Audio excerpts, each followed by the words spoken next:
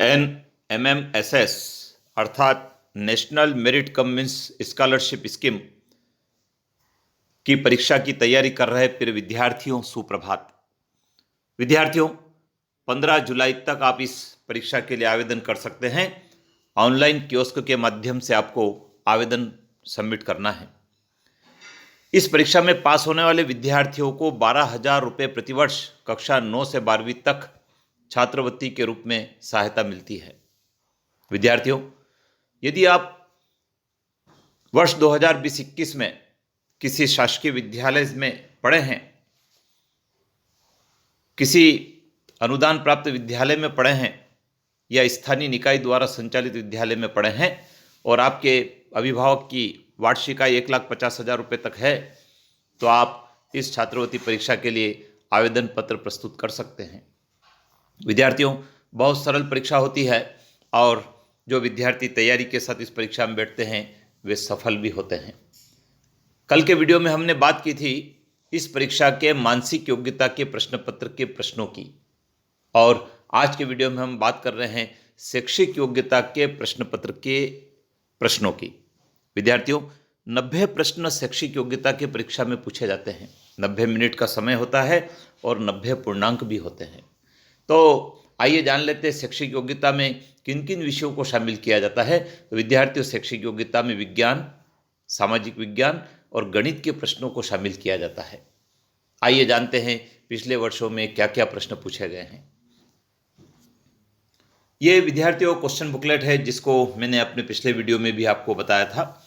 इस बुकलेट का यह प्रथम पृष्ठ है और इस प्रथम पृष्ठ पर समय और जो इंस्ट्रक्शन है प्रारंभिक, उनके बारे में जानकारी दी जाती है।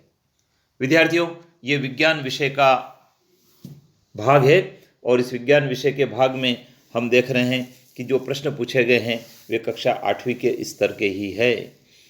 जिस प्रतिबिंब को पर्दे पर प्राप्त न किया जा सके वो क्या कहलाता है? पादपों में जल का परिवहन होता है। किसी सामान्य वयस्क व्यक्ति की विश्राम अवस्था में सामान्य शोषण की दर क्या होती है? 4 विकल्प में से आपको सही विकल्प का चयन करना है। इलेक्ट्रॉन की खोज किसने की थी? प्रयोगशाला में ऑक्सीजन बनाने के लिए पोटेशियम क्लोराइड में क्या मिलाया जाता है? दोनों भाषाओं में विद्यार्थियों प्रश्न पत्र मुद्रित होता है। कैल्शियम कार्बोनेट का क्या सूत्र है? कोशिकीय क्रियाओं का नियंत्रण करने वाला अंग क्या कहलाता है? वायु के सापेक्ष जल का अपवर्तनांक कितना है? लोहे पर लगी जंग का रासायनिक सूत्र क्या है? डेनियल सेल में विद्युत अपघट्य होता है। संपीड़ित प्राकृतिक गैस का मुख्य अवयव क्या है? वृद्धावस्था के साथ उत्पन्न होने वाला दृष्टि दोष क्या कहलाता है? ऊर्जा का अनवीकरणीय स्रोत कौन सा है? जो प्रकाश की किरण किसी सतह पर पड़ती है उसे क्या कहते हैं? हेपेटाइटिस बी रोग फैलने का क्या कारण है? दहन एक क्रिया है। पौधे पारिस्थितिकी तंत्र का कौन सा घटक बनाते हैं? यदि किसी परमाणु में 12 न्यूट्रॉन हैं और उसका परमाणु क्रमांक 11 है तो उस परमाणु में कितने इलेक्ट्रॉन हैं? उत्तल लेंस आवर्धक लेंस की भांति कार्य करता है जो वस्तु को लेंस के सामने रखते हैं। निम्न में से कौन सा संबंध सही है? कोई सरल लोलक 20 दोलन पूरे करने में 32 सेकंड लेता है तो उसका आवर्तकाल क्या होता है? नियत चाल से गति करने वाली वस्तु की दूरी समय ग्राफ होता है। ग्रेफाइट में एक कार्बन परमाणु अन्य कितने परमाणुओं से जुड़ा होता है? प्रकाश संश्लेषण की क्रिया है। सूक्ष्म जीवों द्वारा मृत पादपों पर क्रिया करने से बनने वाला उत्पाद का नाम क्या है? निम्न में से कौन सा प्रबल अम्ल है? कीटों को पकड़कर अपना आहार बनाने वाले पादप का क्या नाम है?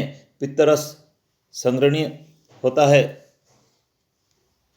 हमारे रक्त में ऑक्सीजन का परिवहन होता है। वायुमंडल में O2 का प्रतिशत कीट की हानिकारक अवस्था है। कोयले का अश्मीय मान क्या है? स्थायी चुंबक बने होते हैं। जब एक वस्तु को इलेक्ट्रॉन दूसरी वस्तु की सतह पर चले जाते हैं तो क्या कहलाते हैं? छोटी मात्रा रोग सूक्ष्म जीव से होता है, वह कौन सा है?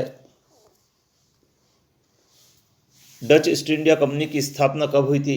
क्यूबा की राजधानी का क्या नाम है? 2011 की जनगणना के अनुसार मध्य प्रदेश में साक्षरता की दर कितनी प्रतिशत रही है? भारत में पहली टेलीग्राफ लाइन कहाँ से कहाँ तक डाली गई? अंतिम मुगल बादशाह जफर की मृत्यु कहाँ हुई थी? कई सारे सामाजिक विज्ञान से संबंधित प्रश्न भी है। भारतीय संविधान में कितने मौलिक अधिकारों का प्रावधान है? पृथ्वी की सबसे बाहरी और ऊपरी परत को क्या कहते हैं? नर्मदा नदी अपने मुहाने पर क्या बनाती है? भारत में प्रथम नागरिक नगर पालिका कब स्थापित की गई? विश्व भारती की स्थापना किसने की थी? औद्योगिक विकास से क्या आशय है? तारापुर परमाणु संयंत्र किस राज्य में स्थित है? दक्षिण अमेरिका महाद्वीप का उत्तर से दक्षिण के बीच विस्तार कितने किलोमीटर का है? संसार में सर्वाधिक गन्ना किस देश में होता है? चंपारण सत्याग्रह कब हुआ था? फॉरवर्ड ब्लॉक की स्थापना किसने की थी? भारतीय स्वतंत्रता अधिनियम कब स्वीकृत हुआ? भारत ने 1987 में किस देश में शांति सेना भेजी थी? संयुक्त राष्ट्र संघ के कितने अंग हैं? भारतीय संसद पर आतंकवादी हमला कब हुआ था? अंटार्कटिका महाद्वीप किस गोलार्ध में स्थित है? न्यूजीलैंड का राष्ट्रीय पक्षी क्या है? अतिकेशरी मारवर्मन किस वंश से संबंधित है? पृथ्वीराज रासो के लेखक का क्या नाम है? राज्यसभा सदस्य बनने के लिए न्यूनतम आयु क्या है? वायुदाब को मापने वाली इकाई क्या कहलाती है? मध्य प्रदेश में मानव संग्रहालय कहाँ स्थित है? संसार का कितना प्रतिशत हीरा अफ्रीकी महाद्वीप से निकाला जाता है? राज्यपाल की नियुक्ति कौन करता है? उच्चतम न्यायालय के न्यायाधीशों की पदमुक्ति आयु क्या है? किस सिख गुरु ने खालसा पंथ की स्थापना की? शाहजहां द्वारा निर्मित किस भवन को विश्व धरोहर के रूप में सम्मिलित किया गया? पानीपत का प्रथम युद्ध कब हुआ? लहरें उत्पन्न होने का प्रमुख कारक क्या है? संसार का सबसे बड़ा महासागर कौन सा है? इसी प्रकार से मैथमेटिक्स में परिमेय संख्याओं के बारे में प्रश्न पूछे गए हैं। ये सभी प्रश्न देखिए आप समीकरण के पर्याय और परिमेय संख्याओं के। इसी प्रकार समचतुर्भुज से संबंधित प्रश्न हैं, लाभ हानि के, प्रतिशत के, क्रय विक्रय के सवाल हैं, अंडर रूट वर्गमूल के सवाल है, अनुपात समानुपात के, आयु संबंधी सवाल हैं। ये सवाल सब आपने कक्षा 6, 7, 8 में पढ़े हैं। इसी प्रकार से लाभ हानि के सवाल हैं और ये आयु संबंधी प्रश्न बहुत महत्वपूर्ण होते हैं। आयु संबंधी प्रश्न कागज के बाहर के हैं, समचतुर्भुज की भुजाओं से संबंधित प्रश्न हैं। इस प्रकार के विकर्ण की लंबाई वाले, माध्य वाले प्रश्न परीक्षा में पूछे जाते रहे हैं। तो विद्यार्थियों, आपको इस तरह के प्रश्नों की तैयारी करना है और ये सब प्रश्न आपके पाठ्यक्रम के स्तर के ही हैं।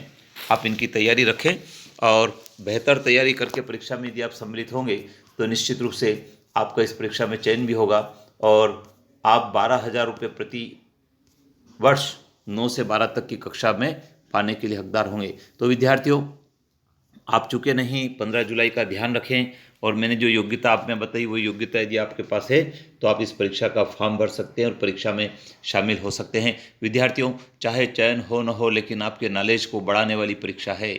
आपका सामान्य ज्ञान निरंतर अपडेट इस परीक्षा से होगा और इस परीक्षा की तैयारी के साथ साथ अन्य दूसरी परीक्षाओं की भी तैयारी आप कर पाएंगे और उनमें भी आप सफल होंगे। तो विद्यार्थियों, चैनल पर बने रहें, सब्सक्राइब करें, बेल आइकन को प्रेस करना नहीं भूलें, अपने मित्रों को जोड़ें क्योंकि अगला वीडियो पुनः आपको इसी परीक्षा की तैयारी का पहुंचेगा। और साथ में हमारे ऐसे सब्सक्राइबर भी हैं जो रोजगार संबंधी जानकारी प्राप्त करते हैं, उनसे भी अनुरोध है कि आप चैनल पर बने रहें जिससे कि अगले वीडियो को आप देख पाएंगे। जय हिंद।